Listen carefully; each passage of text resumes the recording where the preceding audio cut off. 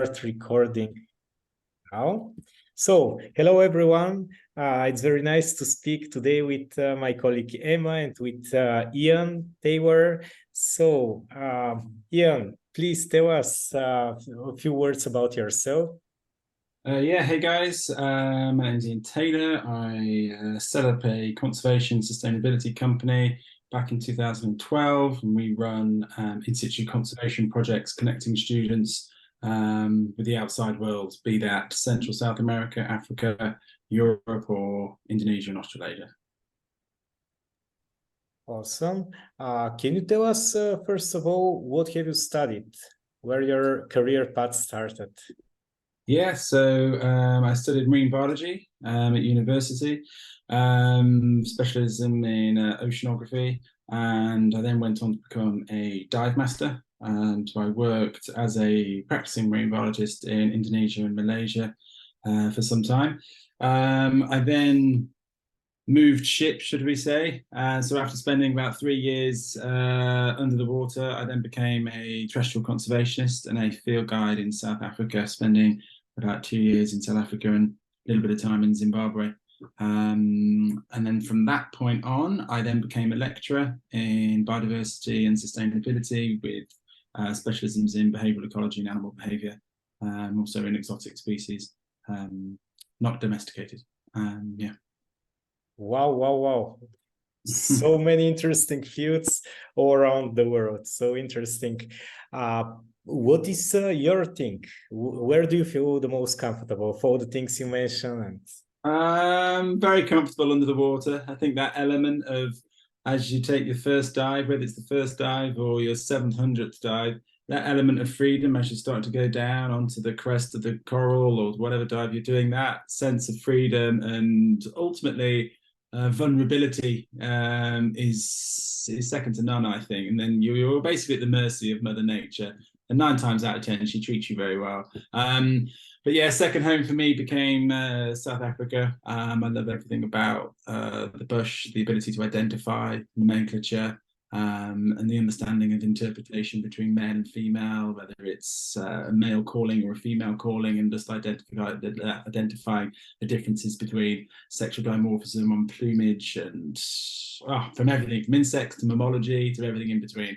The ability to know what you're looking at, I think, is a skill everybody should practice, no matter what it is, whether it's flora or fauna, algae or seaweed. They should be able to identify what you're looking at. Definitely sounds quite interesting. But before that, maybe if you can share what are the current opportunities in your area, specifically for young person who wants to develop in the field. What is the education he or she needs to follow up? Maybe marine biology you mentioned, or some other options. Yeah, so a large portion, I'd probably say 30%, 40% of our intake of students are college and degree students. And we run a careers workshop with these guys, letting them know what sort of doors are available. And the first thing that I recommend is that setting up a LinkedIn account and then ultimately bringing it back down as the reason as to why they chose this path, be that ocean, be that terrestrial geography, whatever biome it is that they're interested in and whatever species they're interested in, who inspired them ultimately to get it going. Now, I think everybody, we could say David Attenborough, but everyone who knows that name, and rightly so. But do many people know the name of Andrea Marshall, David Lack, John Krebs, John McDonald? These are people who inspired me. And then all of a sudden, as soon as you've got the people who inspired you or you looked up to within your field, that reason as to why you chose it in the first place, you're ultimately designing a path and a road that's littered with passion, energy, love, doing what you're doing. But as soon as you're stopping along on that road and you're coming to one of your idols, let's say a Conrad Lorenz who basically instilled in printing in birds, or let's take Attenborough or Andrea Marshall, who works for the WCS and who worked for WCS and Marine Megafauna Foundation. Automatically, if you're stopping off along that road and with your idols on it, and you start to understand where they work, you start to understand the organizations that are available to you. Now, some of these organizations, whether it's the IUCN, CITES, the UNEP, WCS, Marine Megafauna Foundation, whatever it is, these places have jobs geared towards the outside world. And one of the ones that I think a lot of people miss is not only the Sustainable Development Goals, but also the United Nations Environmental Programme that works towards supporting it. When you are getting a degree, and I got two different lecturing jobs. I didn't lecture for too long, some would say. I lectured for about 5 years. I loved it, but each one of those academic posts that I interviewed for, I was asked on both occasions, both separate universities, to not talk about my degree or my qualifications. It was all about the experiences that I'd gained and the things that I'd seen. And it's those things that you see in those experiences that ultimately shape who you are and what you want to do. One of the most difficult things in the world is to ask somebody who's never left the county they've been born in, what do you want to do? How could they possibly know the answer to that question because they haven't seen it? I've traveled to about 70 countries so far. I'm 41 years old. I think I've figured it out, or I think pretty much I have. But I had to do so much traveling to try and understand that. And I think it's one of those unfair pressures we put on students, whether they're 16, 17, 18, 19, 20, whatever it is, telling them that they should know what they want to do, but they haven't even seen it. That I think we should swap that round, or gently sort of start to turn that a little bit and encourage these work experiences at college and even at secondary school. Get them to go to India or Peru or Costa Rica, get them to go into the jungle. They might not like some of it, but they might fall in love with other bits. And that's the point. The more that we can expose the students to, I think the more that that road I was talking about will be littered with things that they enjoy, because happiness is worth £50,000 a year in my book. And if you're pursuing something that you really enjoy with your heart and your energy and your passion, you'll have a nice life. And I think ultimately that's what it is, and try and leave something good behind for everyone else. I think that's definitely really great advice. And I can really relate to that because I'm still in that position, being like just graduated out of sixth form. But what's your advice on how to stay motivated to actually follow your passion? Because I think that's a very big thing for many students, to actually have the courage and motivation to follow a passion, even if it's, not easily pursued. So what's your advice on that? Sorry, say that question again. I heard a bit of it. It came through a little bit muffled to me. Sorry.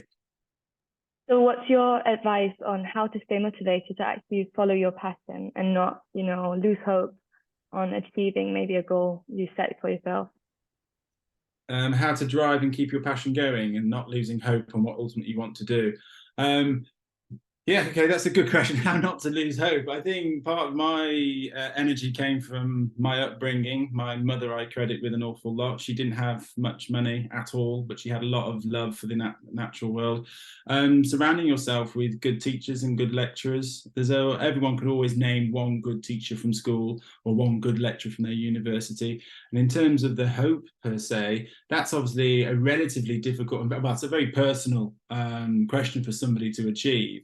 But for me, it's actually trying to understand what is out there. So yes, of course, an age-old saying of watching documentaries is obviously one thing, but actually understanding who filmed it, who were the crew, where were they? So actually start to push yourself to find out a little bit more of where Blue Planet was filmed, and pushing yourself to try and understand where those jobs lie. Because hope for me is kept alive in all circles, and I hope I have that to the day that I pass away.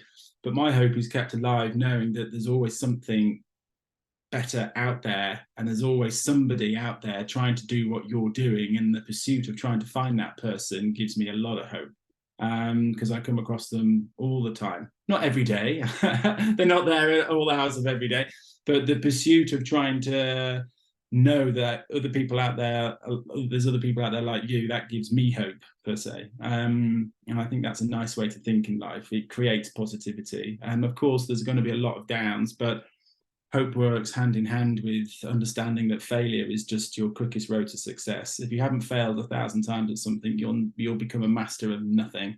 And you have to fail and enjoy it, suck it up, smile, and then go again. And when you get it wrong again, smile again and you go again, because the third time, fourth time, fifth time, you just get better and better.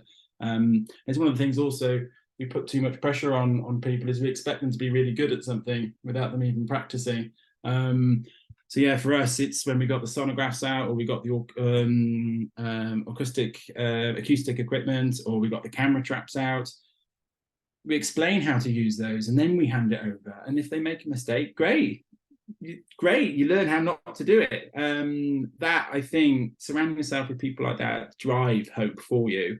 Yeah, I hope I answered that question well. Okay, cool. Also, I was interested, what are the potential obstacles for a young person who wants to follow up such a career in the field? I could like to answer this with lots of words, but what I've found, it predominantly comes down to two things: money and time. And the realization that a student, providing they don't have outside curricular activities going on, because some students I know are mature students, they've got houses, they've got bills, some of them have children. If you don't have those things, I'm not saying there's no hope if you do, but if you don't have those things, it's the realization that that is the time to do it. That is the time to get into a tiny little bit of debt of £3,000 or £4,000, £5,000, because it's in the blink of an eye. And one of the things that I always present, especially to degree students, that they're about to drop £35,000, £40,000 on a degree. I think that's a fair estimate. Let's say 30,000, of which you'll spend no time talking about in pretty much any interview. And these experiences, some of them cost, some of them don't. And the ones that don't, I think, should be encouraged, especially the ones to the UNEP. But the ones that do cost, for example, you'll probably spend 90% of an interview talking about the experience that cost you 10% of your degree. And it's those things that need to delve in. When people say, I'm going to go and do my degree and it's going to cost me £10,000 a year, it's going to cost me, there's £30,000 and that's it. That's literally just the start. And the analogy of getting a degree opens a door for you. Okay, I'll go along with that. It opens a door for you and it's left at the door handle. You've got nothing else after that. You've got to sit down, you've got to present yourself, and you've got to talk about everything other than your degree. What have you got? Don't talk about the family holidays with mum and dad, not interested. What have you got? Yeah, and that's where we like to come in and encourage students, for those that also can't afford to go abroad.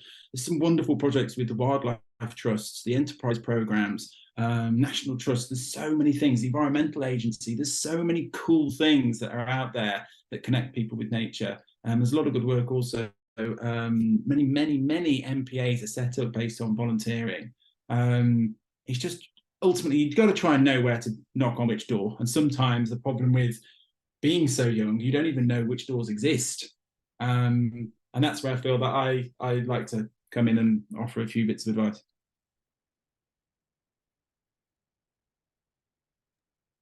Great. Yeah, absolutely. I think that's really great advice, especially as a young person. I can totally relate to that, because it can be a bit hard, especially if you just graduated from school and you just kind of, the world just, opened yourself up for you, and you don't even know what's out there. You don't know the opportunities. You just have to figure out. And I think it can be quite hard because you never know, who do I ask? Who can I trust? What do I look out for? What do I want? Because you've been at school for all your life. So that's basically all you know. So I think that's really great advice. What I also wanted to ask is, what are the opportunities or the current opportunities in England specifically for your field? And yeah, so development, or is there like a broad field for development or open job positions, or also funding maybe to pursue such a career? Yeah, so did you ask the question? Sorry, did you ask what opportunities are within the UK for UK students specifically? Yeah, exactly. UK. So UK, all around Europe, actually. It would be nice if you can make comparison all around Europe, not only in UK. If you can make a comparison, would be great. Okay, yeah, so UK and Europe.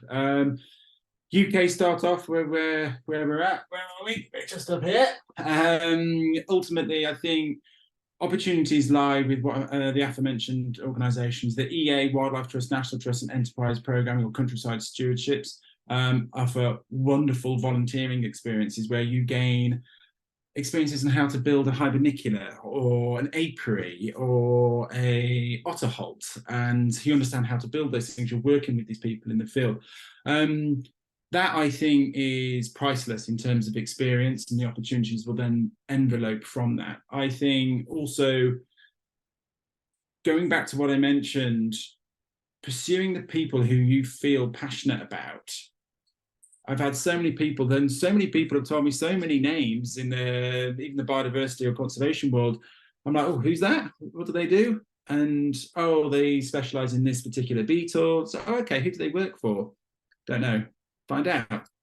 Find out where they work for. That in its sense creates its own opportunities. But one of the biggest things I feel is the UNEP, the United Nations Environmental Programme, which I think director was Inga Anderson, who is just a mega force of energy and nature and love and life. That human is someone who needs to be praised, and she generates hope in all United Nations countries.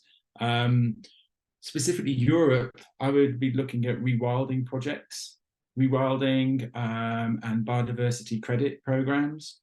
Biodiversity credits are something that, if you solve the biodiversity crisis, you, in a sense, solve the climate crisis pretty much. That's a very broad statement, I know. But if you solve the biodiversity crisis, I think that basically solves an awful lot of issues, overarching ones being climate change. So focusing on some really cool work up in Scotland, in Bunloit. There's so many programs. Nep Estate down south, Isabella Tree. And looking at biodiversity research credit projects, where they take a piece of land and it's registered at zero or registered at very small on year 0, and then you'd have a 10-year plan in year 3, year 5, year 7, year 10. You can then understand the biodiversity increase rates by looking at the fungi and bacteria ratios in the soil, and then you take all sorts of maybe eDNA, and you get specialists in to attract certain species. And then you do the accreditation, and you formulate a species by sample table. So reintroduction programs, working locals with the EA, and for people who have no money, can't drive, need to get a bus or train, it'd be your local trusts. The local wildlife trusts do a lot of good work, a lot of good outreach work. They also tie in with a lot of mental health outdoor spaces, which I think is good. And then academic support. 9 times out of 10, there's a lot of really cool companies out there that are partnered with colleges and universities. And when I've asked students this question, it's like, who is that? Who's that logo? Oh, I don't know. These guys have about 15 jobs a year. Did you know that? No, not a clue. And it's just broadening your horizons of, you're really good at being a student, apply it to getting a job. Go and be almost a police detective in trying to find out where these opportunities lie.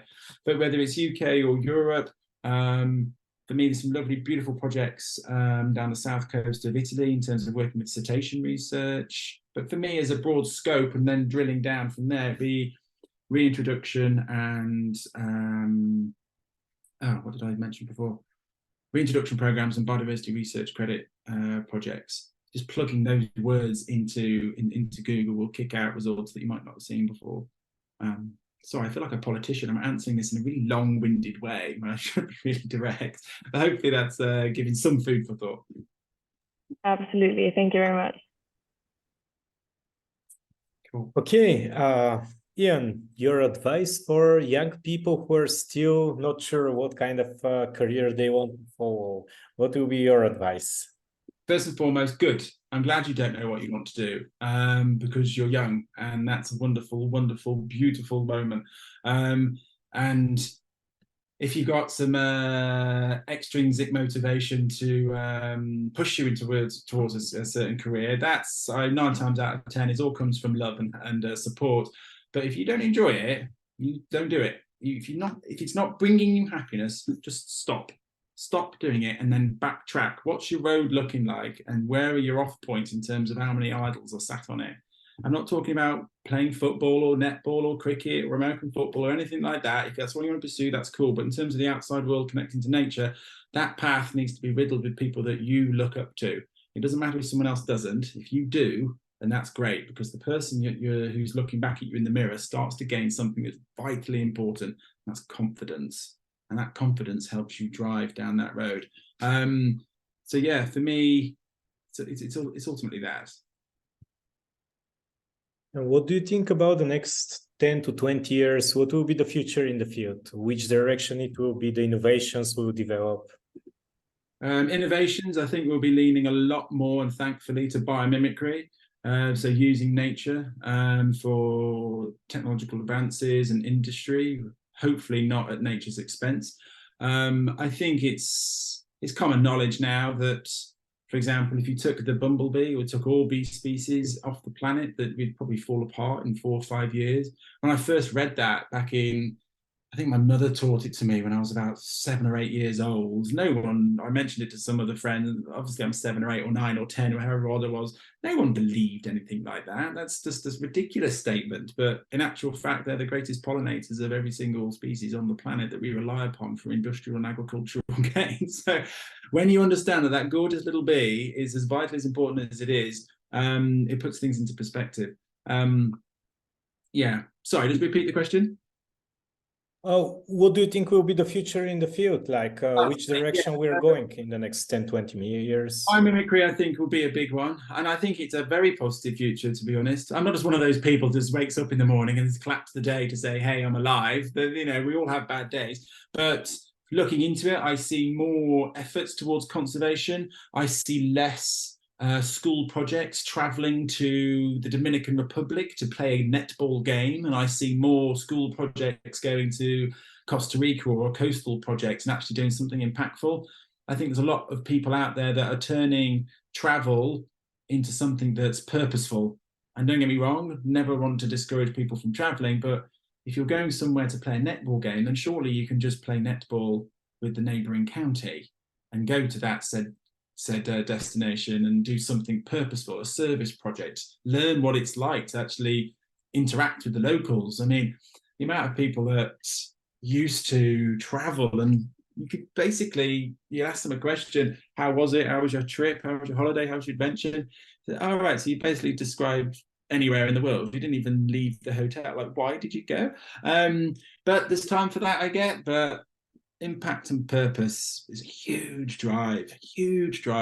But I think it looks good, personally. I think there's a lot of hope out there. I think there's a lot of understanding in the way that we need to shape the world. There is a big shift in terms of climate. I think the climate is not only changing, but it is shifting. There's 2 different points there. Whether it goes up is a change, and when it's shifting, it comes back and it goes forth in terms of time throughout the year. Our seasons are shifting, so to speak. I think it looks good because we've got a lot of intelligent people who are now being taught things that I would only dream of being taught, and I'm only 41. I'm a 1982 baby, and there's things that I learn now that wasn't even possible to learn back in the 80s and 90s. I think it looks good. Great. I can say from the perspective of as a Bulgarian, I'm Bulgarian, and the blue economy is getting more and more popular. The people start to reconnect to the nature more and more, to go back to where we come from. So we start to realize the importance of the preservation, protection of the nature, and going to our roots. So I think it's very important that we're going into the right direction nowadays. Yeah, we big lover of the ocean, and we support a project over in Wales that is basically a kelp farm, a kelp forest. And as we all know, and if we don't, seaweed is one of the biggest sequesters of CO2, and obviously releases so much oxygen. And when we give the stalks to the students, it's like, hands up those who ate seaweed recently, and no one really puts their hands up. It's like, okay, hands up those who have used seaweed recently, and it's like no one puts their hand up. Have you brushed your teeth this morning? And it's like, yeah, well, you possibly used seaweed. You had ice cream recently. You possibly ate seaweed. Had a beer. For 18 and the plus, of course, you probably had seaweed, the carrageenan element within the seaweed. Yeah, there's so much good stuff out there. And yeah, if you can get students geared up and excited about seaweed, I think we can get them geared up and excited pretty much about everything. But as I said, it's got to come from passion and energy and some enthusiasm. Otherwise, life's very difficult. I once watched a talk. It was a CPD session when I was a lecturer, and I was one of the only ones that were signed up to it. It was titled, it was the analogy of boredom, watching grass grow. And the guy, the ecologist who came to give it, was incredible, purely because he loved grass. I mean, I don't really love grass, but he did. And you were watching this talk, it was like 40 minutes, not too long, not too short. And it was the energy and the passion. It's one of those things that stuck with me. It doesn't really necessarily matter what you're talking about, but if you've got drive and energy and passion, I think anyone can answer in their heart of hearts, you've got followers. You've got people who wish you well and want you to do well. And I think if you can have that a bit about you, you will. I think that's also a really great point, because as a student, you get kind of put into specific environment with specific people that maybe don't really support your passion and your beliefs. And once you get out of school, at least that was my experience, you're able to finally surround yourself with people that, you get along, and they like your stuff and you like their stuff. And I'm also in Bulgaria now, volunteering here for NSG, and I'm surrounded with people who all have brilliant ideas, and we all share the same values. And that's so uplifting to finally have people around me that think alike. And I think it's really important for students not to forget that there's a world beyond school. And in school, you're often surrounded by people who maybe aren't like you, and that's okay. And you don't have to get along with everyone, and you will get out and you'll meet people who you'll get along with and who will, share that passion, and that will be such a great experience. And yeah, I just wanted to put that out there because that was my experience, and I think that everyone should keep that in mind. Yeah.